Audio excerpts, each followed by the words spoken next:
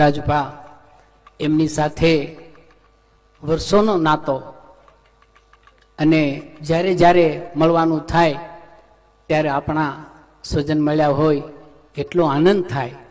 રાજભાઈના પિતાશ્રીના સમાચાર મને મળ્યા. હું બહાર હતો, મેં મારા દીકરાને મોકલ્યો. મેં કીધું બાપા હું ભજનમાં આવીશ, તું જાય આવ. અને મને તો દુઃખની સાથે એક આનંદની વસ્તુ એ કે રાજભાના પિતાશ્રી બધું જોતા ગયા.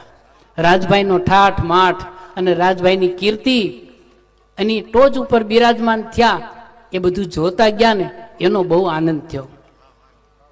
આપણા ચારણ સમાજનો હું ઋણી છું એટલા માટે કે મેં હેમુભાઈને સાંભળેલા, કાગબાપુને સાંભળેલા, મેરુભા ગઢવીને સાંભળેલા. આપાભાઈની સાથે તો 20-20 વર્ષ કામ કર્યું.